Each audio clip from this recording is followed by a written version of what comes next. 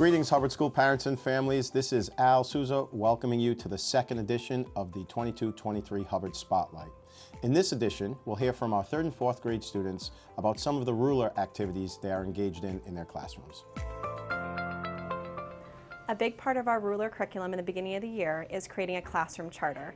The classroom and charter involves everyone in the classroom agreeing on 3 to 5 feeling words that best represent how we want to feel in the school and the classroom each day. One activity we do in third grade to help prepare for the classroom charter is we ask each student to think about what one word is most important to them for how they want to feel, and then to think of an action step for what they can do to help them feel this way. The word I chose was cheerful, and in order to feel cheerful in the classroom, I will have a positive attitude. In school, I want to feel proud by doing my best work in the classroom. In order to feel safe at school, I will push in my chair so no one trips. In school, I want to feel loved. In order to feel loved in the classroom, I will be nice to other people so they're nice to me. Confident. In order to feel confident in the classroom, I will tell myself I can do it if I'm faced with a challenging problem. In school, I want to feel confident. I will do this by checking over my work.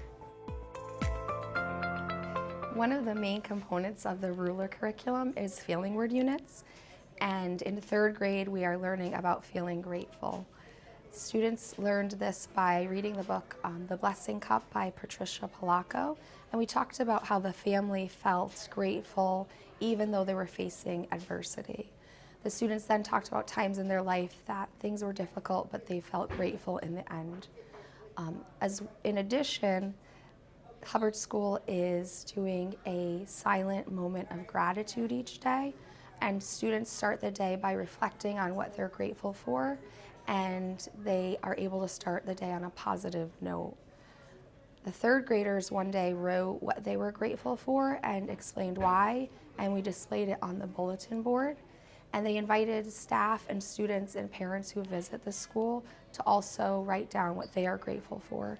They really enjoy walking by and see what everyone is sharing, and it helps them during the day because they can think about when something is hard and they're struggling, that they also have so much to appreciate. I'm thankful for my Grammy because she helps me with reading and math, also my homework. I'm grateful for my mom and dad because they could afford many nice things for me. I'm grateful for books and my family. I love to read Dogman and I love my family. I am grateful for me because I love myself. I am grateful for Mrs. Fusco because she is very nice to me. I'm grateful for my family because they protect me. Throughout the ruler grade 4 curriculum, students understand that they can feel certain emotions throughout the day. We don't consider them as good or bad emotions. What's important is how students process their emotions and react to them. That is what truly matters. Some of these emotions can happen at school, and their response to these emotions can be different from one student to the next, depending on their individual differences.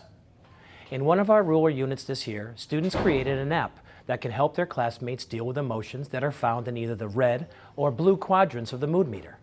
Students first had to brainstorm a list of emotions that they could feel at both home and school. Then they each selected one that they could use to make an app.